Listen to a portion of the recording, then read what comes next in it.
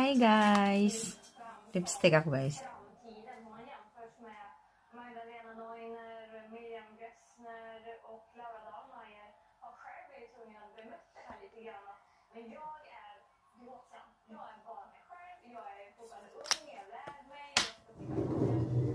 Tapos, may isa akong lipstick dito.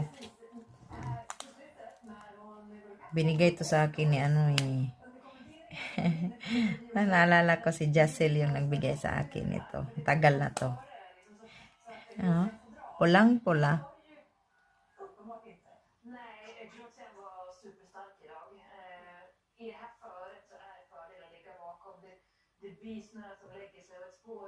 Hindi siya na masyado nag-ano guys.